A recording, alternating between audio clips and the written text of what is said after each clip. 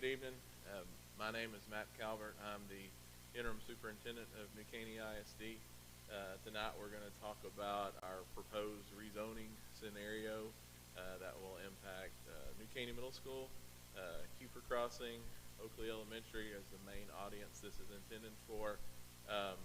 But we do not split our middle schools among our high schools, so eventually it will impact where kids go to high school, Porter and New Caney, as well as our third high school coming online in August of 22.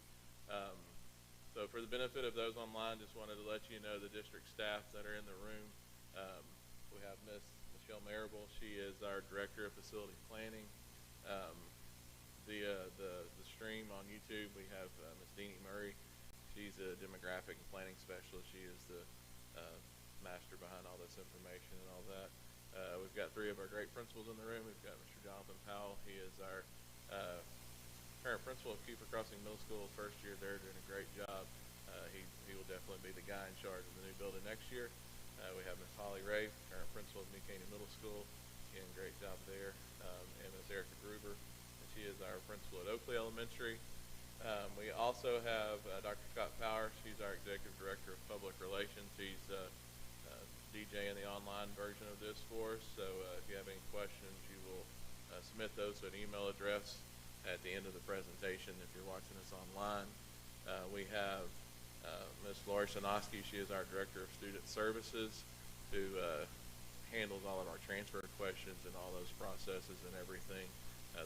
Could be a potential component with that here. So we just want to make sure everybody's hearing the same thing at the same time. That's why the people are in the room that are in the room. So with that said, I'm going to proceed with the PowerPoint, and we can get into things.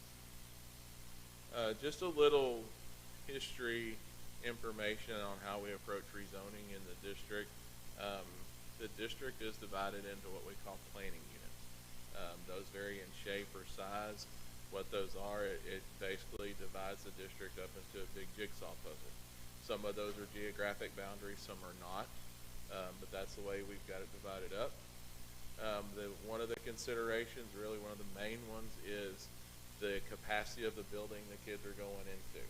You know, when you build facilities, they have a practical capacity number. For example, the new Kiefer Crossing, it will hold 1,500 students. I guarantee you Mr. Powell does not want 1,500 middle school students in there at the same time.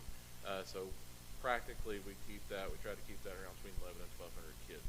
So we look at those numbers when moving kids around the facilities. We also try to minimize the impact on our families.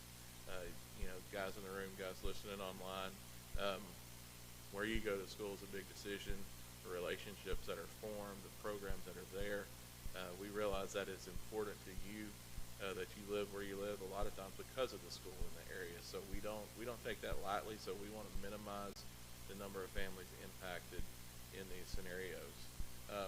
And I mentioned this to the group earlier. We have the philosophy in this district of not splitting up middle schools. So what that means is, like on Ms. Ray's campus, currently half our kids don't go to Porter and the other half go to New Caney. Currently, right now, they all feed New Caney High School. So what that does is it keeps those relationships formed in middle school that continue on in high school. It helps with extracurricular programs. You know, you're used to your senior high school coaches, your band directors, all that kind of stuff already in the middle school grades. So we've seen the success in our programs as they move into high school. That's why we do that right there. So just kind of a timeline of how this process came to be. Originally on November 16th, I presented our Board of Trustees with this rezoning proposal, just to give them an opportunity to provide impact, let the community know what was out there, what we were proposing. December 4th, online feedback opened. What that entailed, some of you may have seen, is maps on our website showing you current zones and proposed zones of what we were thinking. There was also an email address attached to that where you could submit questions, comments, all that kind of stuff, as well as a phone number where you could call Deanie and ask her any questions you may have. On the 9th, we sent out in our newsletter that same summary of what was going on, as well as those maps. So again, giving people the opportunity to provide feedback, see what was happening, and to be informed. My guess is some of you listening online and some of you in the room received a phone call on January 7th. We made a phone call out to a very targeted group, New Caney Middle School 6th graders and Oakley Elementary 5th graders. Those are the kiddos that we just wanted to really make sure that we walk through this process with. That brings us to tonight. We're having a meeting with our community just to give you ladies and gentlemen the opportunity to ask any questions you have to really just hopefully understand our why in this process. So we appreciate y'all taking the time to be here.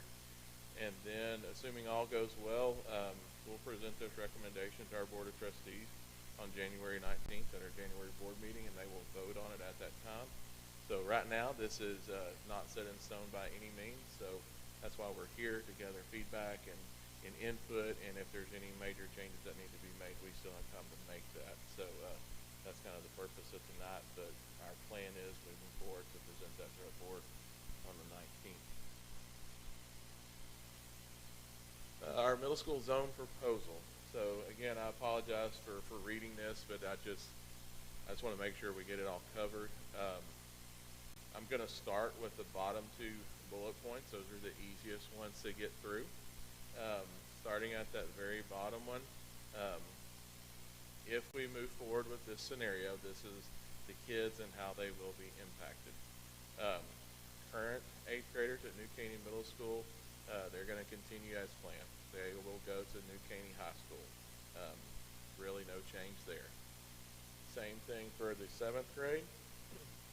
Any current 7th graders at New Caney Middle School, they stay at New Caney Middle School for 8th grade, and then they will continue on to New Caney High School. So everything changes, nothing changes for current 7th and 8th graders at New Caney Middle School. I'm going to jump around on you. I'm going to go back to that first bullet point.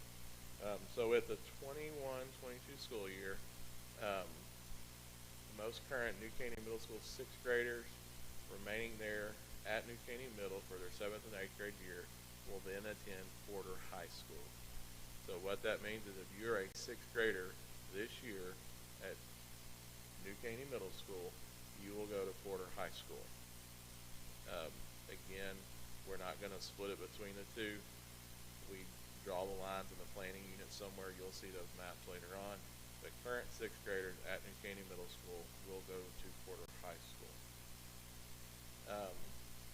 That second bullet point that we're moving towards, the reason Mr. Powell's here, is approximately 20% of the kids currently at New Caney Middle School will be going to Kiefer Crossing and not staying there. That's a very small group.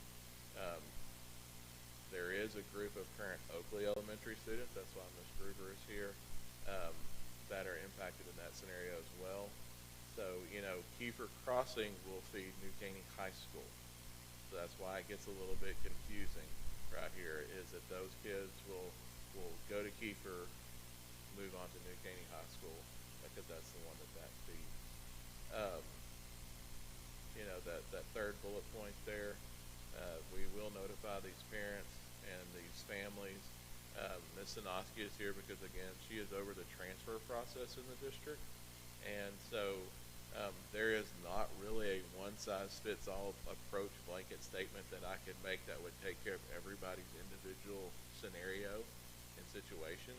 And so we're going to treat those transfer requests on a case-by-case basis. So just know that there is an opportunity out there falling under this bullet point to have a transfer in place, and there's some things that come along with that. If you choose to go through that process, Ms. Sinoski will walk you through it. Just what's on the screen now is our current middle school zones. That top blue zone is the current Kiefer zone. The red zone on the left side of the screen is White Oak. The yellow zone is New Caney Middle, and the green zone down at the bottom is Woodridge Forest. Woodridge Forest we actually rezoned last year at this same time. So what our proposed middle school zones would look like is basically Woodridge Forest remains the same, White Oak remains the same, and the reason why we're here tonight is because New Caney Middle and Kiefer are impacted. So I'm going to bounce back and forth real quick so you can kind of see current, proposed. So basically, Mr. Powell south campus of New Caney Middle begins to take up more of the, or the Kiefer, I apologize, begins to take up more of New Caney Middle. And the reason is that we built Kiefer to hold more students. Ms. Ray is reaching her capacity at her school. We're building more room at Kiefer, so we're moving these kids from New Caney to Kiefer to maximize capacity of that campus. We want to zoom in a little bit further, and my eyes are definitely not that good. That is a zoomed in version of the area that's impacted. That area is, I believe, that's south of 1485, right there. Ms. Maribel's nodding her head, but that's correct. So that is truly the impacted area we're talking about. That is impacted by this proposed zone. With this all said, high school zones dictate, or middle school zones dictate high school zones. And so at the same time we're rezoning all the middle, we're officially rezoning our high school zones. So the plan is right now, our third comprehensive high school, it does not have an official name just yet, that's being built on the south side of the campus, or the district, will open up in August of 22. So how does that impact our kids? Kiefer Crossing kids are still going to feed New Caney High School. As we talked about before, New Caney Middle School students will be zoned to attend Porter High School. White Oak students will be zoned to attend Porter High School. And beginning with current 7th graders at Woodridge Forest, those kids will go to the new high school when it opens. We are opening that campus one grade at a time. We're opening it with the freshman class only and gradually filling the school up.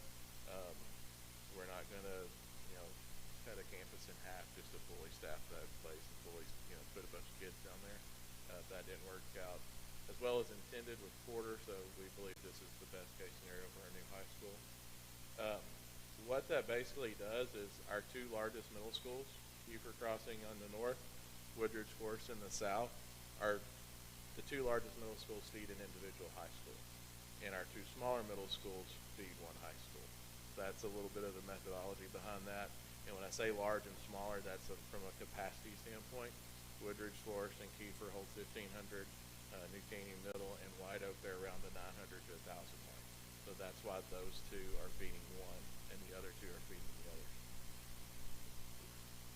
So again, current high school zones, we have our blue zone, which is of course New Caney, and our red zone, which is Porter.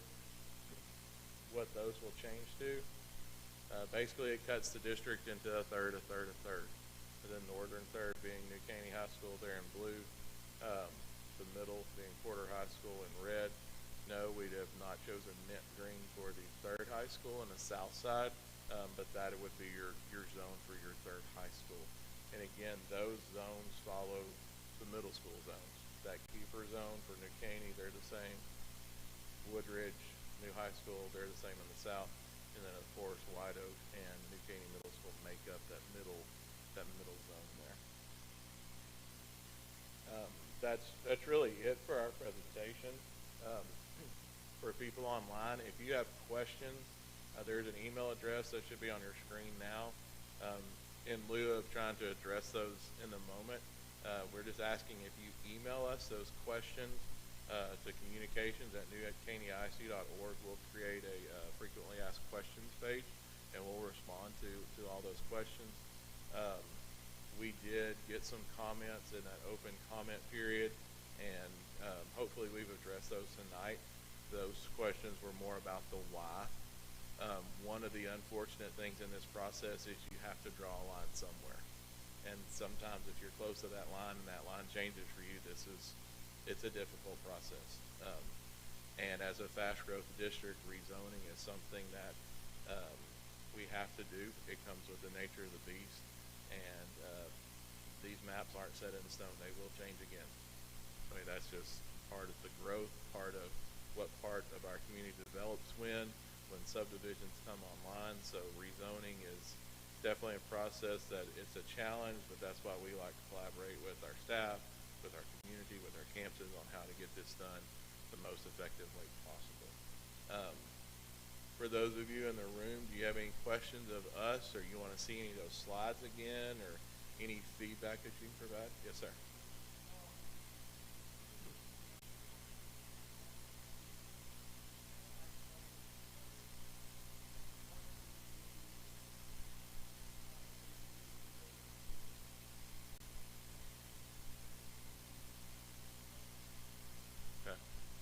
benefit online, I'm going to repeat the questions people are asking in here. Gentleman had the question, correct me if I'm wrong here, how will athletics and other programs be affected by opening the school one grade at a time? Currently, the plan is, obviously with the 9th grade group, there won't be any varsity level competition there the first year. So we don't anticipate that until that 9th grade group becomes juniors. So there will be, we're not just going to wait and start those programs when they get there. There will be, sub-varsity sports, things of that nature. So we'll start those. How that all works out UIL-wise as far as who is that 9th grade team competing against, things of that. Honestly, I don't know quite yet because we have some realignments and other things between now and then. That is one reason, though, we're going to go ahead and get staff in place for that new high school next year from the principal standpoint, athletic director standpoint, and all that.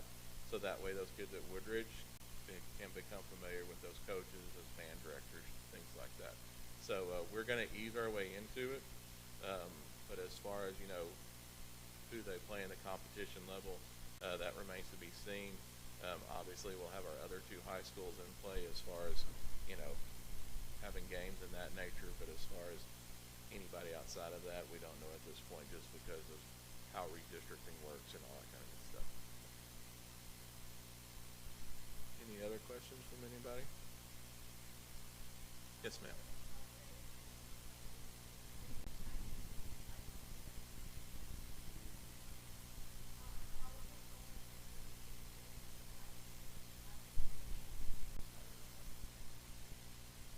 The question is, how is the high school zones considered, developed, things of that nature? And I'm gonna go back to our map of our proposed high school zones so we can walk through that. Geographically, honestly, drove a lot of this process. Right now, those are our 2 zones. Let me see if I have a laser here. I apologize. I know it's not going to come through online, but it's not going to show up on the screen. But we know where Porter High School is located right now, so that kind of dictated that zone. Ideally, your high school will be right in the middle of that zone. But of course, that tract of land is not there in either case. So what's really driving the zones is the location of the school and availability of the land.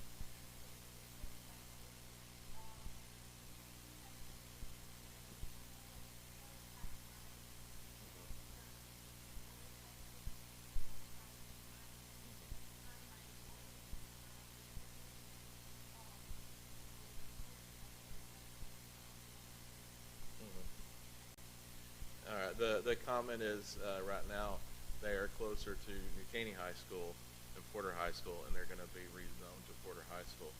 And again, that's just, unfortunately, it's one of the things as a result of this process.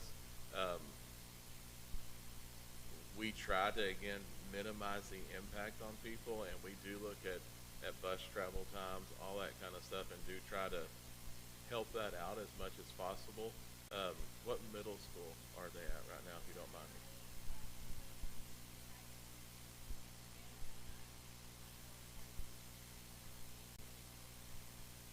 Okay. And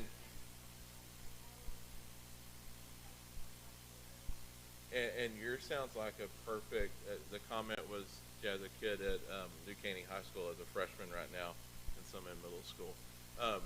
Yours would be a great case-by-case basis that I would encourage you to submit that transfer form to Ms. Sinoski when the time comes, because that's one of those things we consider is, sibling groups and all that. You don't need to drop off your kid at New Caney High School and drive all the way to Porter. So that is one of those situations where y'all definitely need to submit that transfer paperwork so that we can see how we can help you out in that situation. So I would definitely encourage you to do that, because that is one of those that, based on what you told me, sounds like, okay, that's a great candidate for that process. So when that time opens, we'll also let you know. Usually there's a call out, there's things of that saying the transfer window is open. So you'll receive that and you can complete that process at that time.